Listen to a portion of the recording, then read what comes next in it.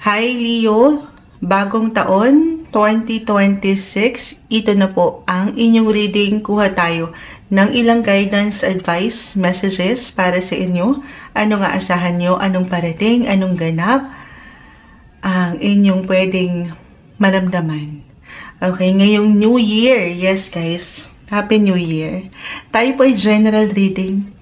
So, syempre pa, just only take what resonate po. Kahit pare-pareho kayo ng sign as a Leo, lagi niyong tatandaan, magkakaiba po ang bawat isa. General message po tayo, ha? Bago ang lahat, alam niyo yung Leo, first time ko itong uunahin sa inyong sign lang. Kasi so far, sa ilang unang nabasahan nating signs, ang usually po na inuuna ko o inuuna nating silipin sa mga baraha for this new year ay ang career, buhay, trabaho. Pero I feel this time para sa inyo Leo, since meron ako nakausap kasi, parang naramdaman ko lang. Gusto kong unahin ito.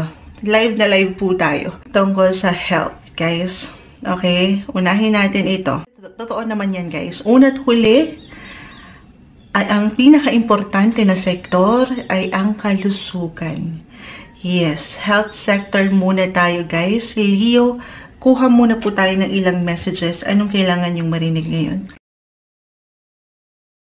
Para sa mga Leo, maaaring makapakinig nito, 2026, anong kailangan nating maiparating sa kanila? Message?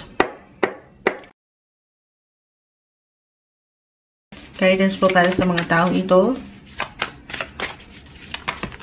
Okay. May ilang cards na bumagsak. Kumpol, hindi natin to pipigilan. Isa-isahin ko muna, ha?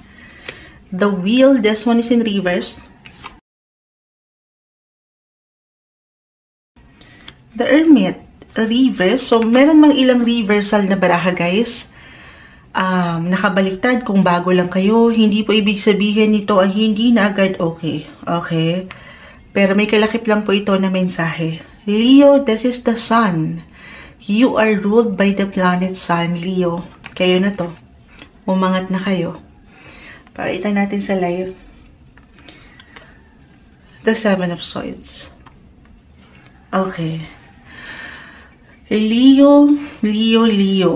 Pero bago ang lahat, reminder muna ha, na hindi po isang medical or professional health advisor si Moonchild. Simpleng card reader lang po tayo.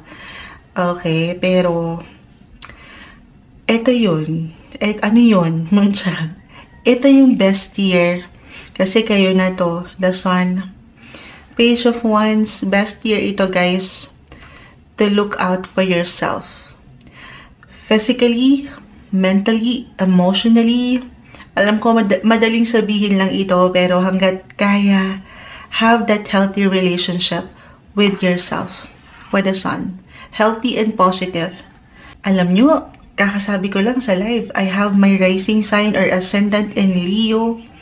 Note to self din ito kay Moonchild. Hashtag note to self. Ayan.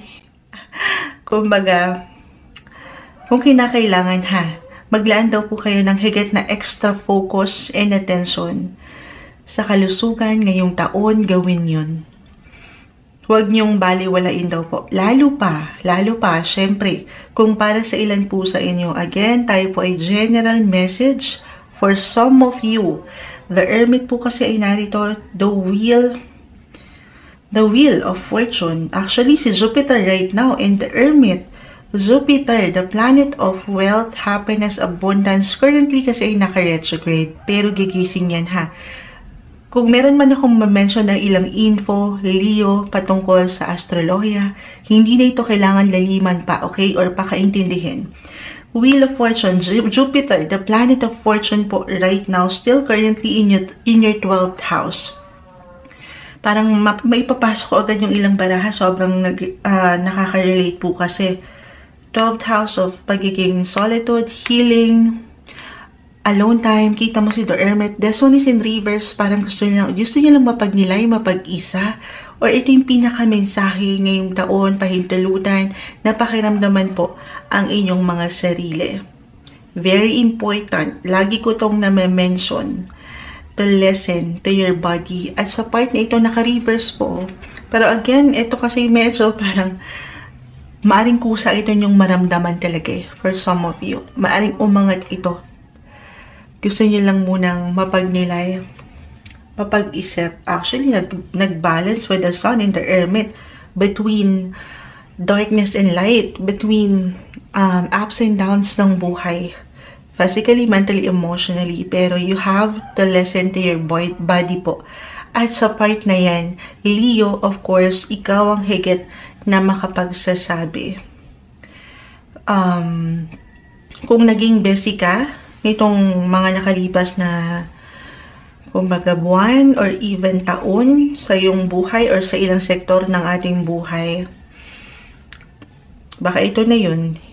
Yung pagpapayo, iniiwanan kayo ng payo ng inyong barahan, Leo, na it's okay to pause. It's okay to slow down. Take a step back. Do some reflection to Hermit. Okay, the King of Swords. Do some reflection. Some life review. Yun bang mga nagawa nyo na at nalagpasan nyo na at patuloy nyong kinakaya?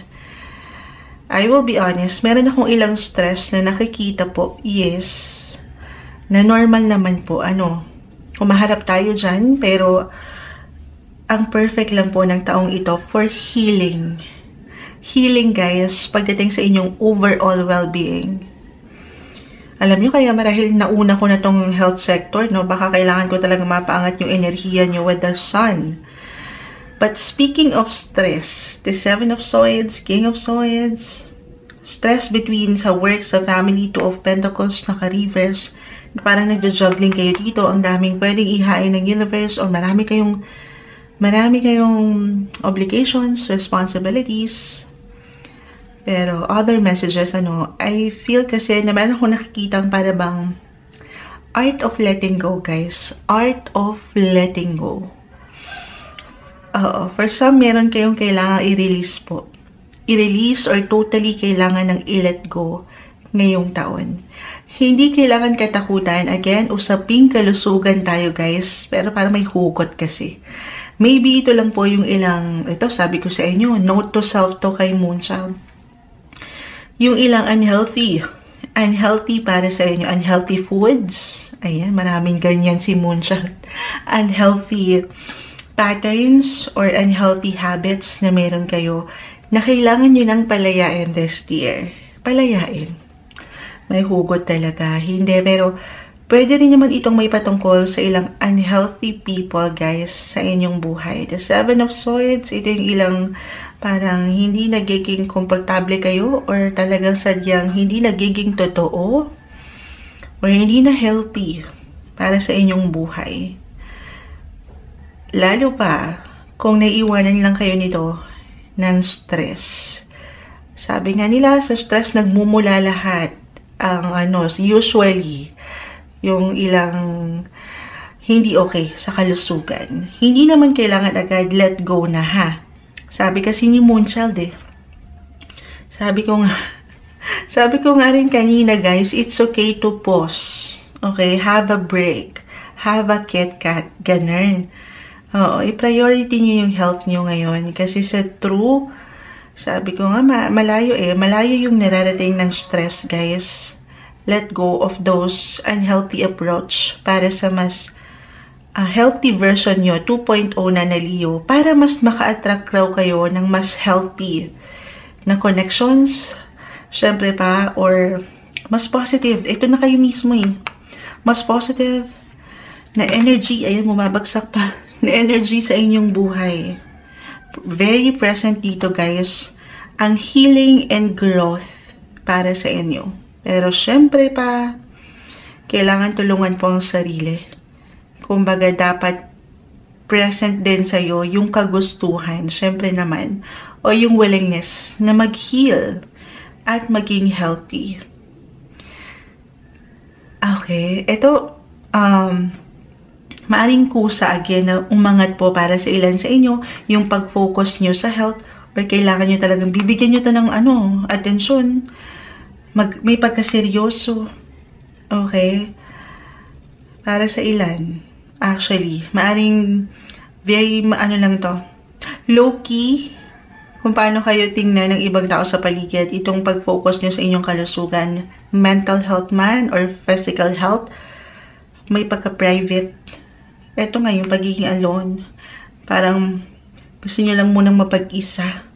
Na okay lang naman. Tahimik kayong magpapalakas or magpapagaling. Kasi sa realidad ng buhay, lalo pa sa mga kumakaharap or humaharap sa patuloy na pang-araw-araw na buhay, sa outside world, parang walang option, di ba? Parang patuloy kayong nakikisalamuha, nakikisama.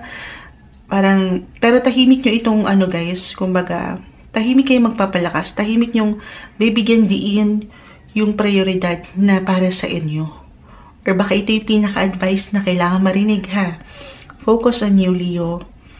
At higit kayong lalakas po kasi. Lalo kung bibigyan nyo ng higit na tuon yan. This is a reminder. And again, hindi po imposible na meron pong healing, Leo. Anyway, reminder na reversal po ang ating messages every time. So, pwede itong higit na mag-apply sa'yo. Okay? Or kung hindi kayo makarelate, okay naman ako, Moonchild. Wala kang dapat ikabahala. Then, maybe ito po ay may kaugnayan sa, umaangat po ang family, home sector, or yung pagiging childlike. So, reversal, okay, again, kung hindi sa'yo, mari ito po ay may kaugnayan sa ilang, maybe, isa po ito sa malapit sa'yo, especially family. At halimbawa, ikaw ang magiging higit na present po, na kasi andito yung energy mo naman eh. Okay, ikaw yung nandyan. Ikaw yung para magbigay ng focus sa kanila or para maalagaan or bigyan ng higit na atensyon itong ilang tao sa iyong paligid. Okay? So, yes, check in your health as well as your loved ones this year. Okay? Especially, sabi ko nga, dalawa yung umaangat dito, guys. Between young ones with the sun, the page of wands, young ones or older ones sa family. The Hermit, the King of Swords. Okay, lalo pa, di ba, kapag may edad na tayo, hindi na masyadong vocal po or nagsasalita. May pagka-nonchalant si King of Swords eh.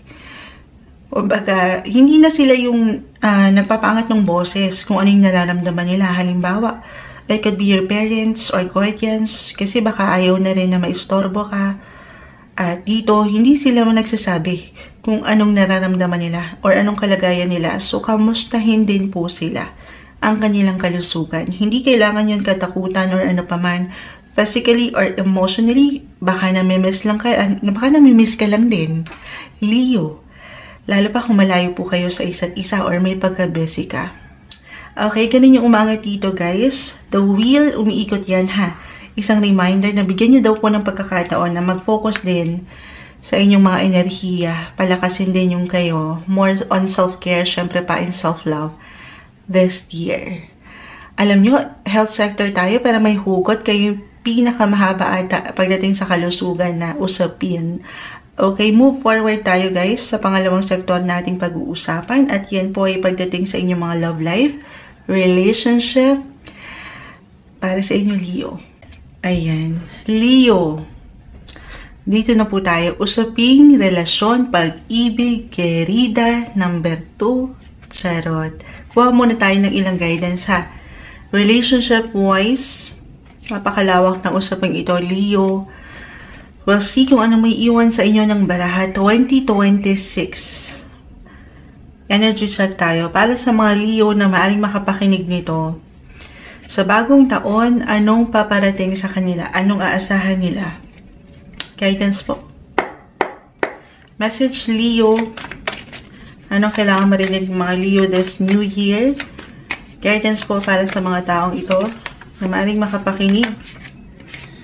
Paisa-isa. Leo 2026, bagong taon po. Energy check para sa mga taong maaring makapakinig nito. Guidance po para sa kanila.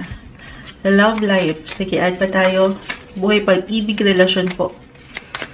Leo energy 2026. Guidance po para sa mga taong ito. Aces, guys. Dalawang aces ang bumagsak na nakaharap. Both are in reverse. Ace of Pentacles. Ace of Wands. Okay. Add lang tayo. Sa Five of Swords. Okay. Alam niyo sa usaping kalusugan, meron akong ilang na-mention, kaya medyo humaba. Kasi kaakibat ng health nyo ay yung ilang tao, ilang, sabi ko, unhealthy people, or yung ilang nakakapag-iwan ng stress sa inyo, emotional stress, kita nyo, may pagsakit ng ulo, naka-reverse. So, masakit ang ulo na ilan sa inyo, sasakit ang ulo, pero naka-reverse guys, isang indikasyon, or maybe that is a message right now.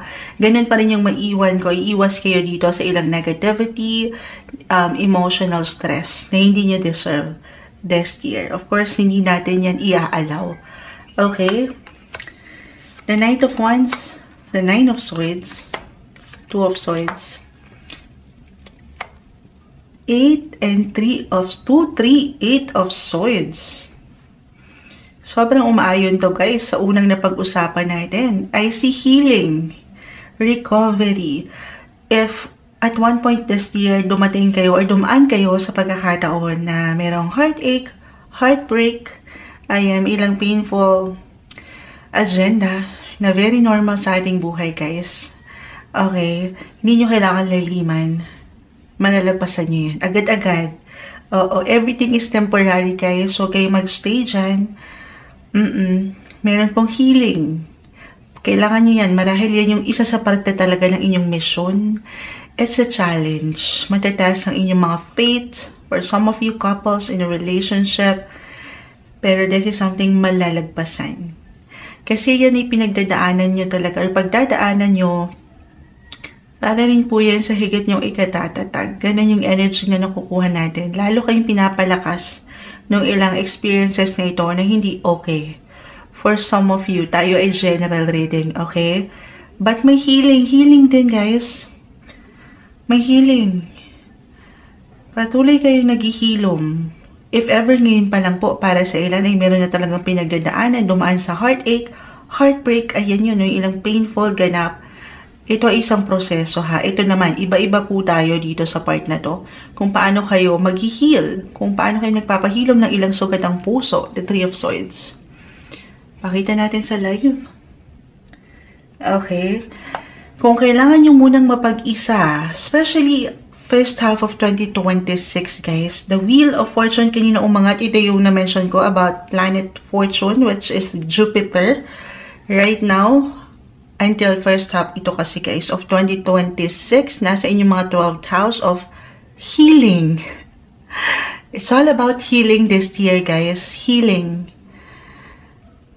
Yes po, may paghilom. Yes, for some of you, it could be something malalim. Something will end to make room. Something will end to make room for something new. Meron mga magtapos, meron mga bagong simulain. O diba, tinagalog lang. In English pa ni Moonshot, pero umiikot yan ha. The tables will turn at aayon sa inyo ulit ang buhay. Umiikot yan. Ups and downs, highs and lows ng life. Na normal. Sabay lang tayo. Go with the flow yung energy. Huwag kayong ma-stuck. While it's okay to pause, magpahinga, magpahilom sa inyong paraan, pero be unstoppable. Patuloy nyo paangatin yung fire in you, Leo, na limitless, malawak pa ang pwede nyong maramdaman, maranasan sa inyong mga love life. Okay, other messages, Leo. The Two of Swords. The Eight of Swords. Three of Swords. Sige, if this is something talagang mararamdaman nyo pa lang at one point ngayong taon, I will be honest, meron akong sekreto na nakikita na pwedeng umangat. Sekreto or isang balita, isang impormasyon na pwede pong ma-reveal this year. So again, reversal yung energy natin every time. Maaring ikaw mismo ang makarelate dito, Leo, or isa or ilang tao sa iyong paligid. Relasyon tayo guys, relasyon. Pero hindi kailangan laliman yung sikreto na ito or balita. Okay, hindi nyo kailangan laliman yun. It doesn't always have to be negative. Kasi, why not? It could be a surprise, unexpected, sorpresa, event. Wala naman talaga tayong control, sa kung ano mang pwedeng ihain ng universe. Pero, definitely, meron kayong control. Paano ito panghawakan? Okay, always trust your intuition. Follow your heart. Ayan o, ang puso mo umaangat dito, Leo. Maring higit kasi na tumaas or lumakas. Ayan, lumakas din po ang inyong mga pakiramdam. At may tendency rin na higit kayong maging extra sensitive. Sa ilang bumabagsak dito, puro air na nakukuha kong energy. Sensitive saan mo siya, sa ilang opinion or pagdating sa komunikasyon, komento. Hindi kailangan magpa-apekto daw kayo doon, ha? As long as alam nyo sa inyong mga sarili kung sino kayo bilang isang individual sa relasyon, wala kayong dapat ikabahala. Pawang komento lang yan. Okay? Yan yung ilang iiwasan nyo, yung ilang negativity, negative stress, emotional stress. Kumbaga dito, Leo, kung kailangan mong piliin lang muna din kung saan kayo higit maglalaan ng inyong enerhiya, yes po, pinipili yan. Choose your battles wisely. Oo, kung saan kayo maglalaan ng energy ngayong taon ay gawin yun. Mapaisang bagay man yan, tao o sitwasyon. Okay? Don't be too hard sa inyong mga sarili. Ito yung mga hindi nyo titingnan, yung mga ilang negative people, negative energy sa inyong paligid this year. Take it easy. Take your time. Do some healing. And I see na meron opportunity. Tamang opportunity para sa inyo sa tamang pagkakataon. Huwag niyong madaliin. Umiikot ang mga sitwasyon. Okay? Go with the flow yung energy, guys. Nang hindi niyo pinipigilan or anumang control ang umaangat. Kalma. Parang ganun. But at the same time, dapat andyan pa rin daw yung enerhiya kasi baka meron kayong ma-miss naman na chance. Lalo pa nga po kung mag-apply na ngayon pa lang or at one point this year ay meron kayong ilang heartache, heartbreak na pagdaanan. So, kagaya ng aking na-mention, everything is temporary. Deserve nyo yung maging happy. Kasi kapag na-stuck kayo sa isang situation, isang tao, relasyon na hindi okay, baka naman meron kayong mapalagpas po na oportunidad. Yes guys, meron akong missed chances na nakikita. So, sayang naman. Sayang. Nanghinayang. Why not? Pero again, iba-iba tayo ng part dito kung paano kayo mag-heal. Huwag madaliin. Samahan ng patuloy na dasal din po ang iyong buhay love life this year. Okay, ito yung umaangat para sa inyo. Move forward tayo sa last sector na ating pag-uusapan, Leo. Tungkol ito sa inyong mga buhay, karera, finances. Okay, ayan. Nagbabalik tayo. Salamat po sa inyong nakikinig ngayon. Start na tayo, guys. This time, nasa sektor na po tayo ng inyong mga trabaho, career, finances. Anong kailangan yung marinig? Leo, anong parating sa inyo? Anong aasahan nyo ngayong bagong taon sa inyong mga buhay, karera? Energy check po tayo para sa mga Leo na maaaring makapakinig po nito. Buhay, kaperahan, trabaho, negosyo. Anong kailangan nilang marinig? Guidance po, 2026. Buhay, the page, okay. May umaangat, guys. Add pa po tayo. Leo energy, 2026 po. Buhay, karera. The Tower. Guidance, okay. Kompleto na. Ang daming bumagsak. Hindi natin pipigilan. The Hangman.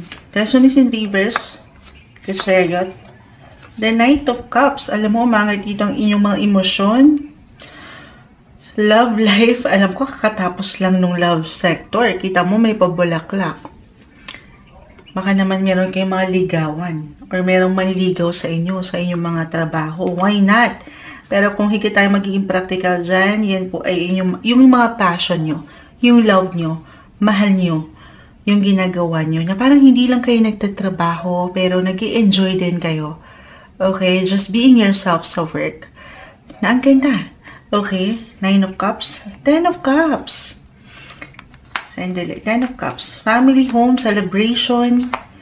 Page of Swords. The Knight of Pentacles. Okay.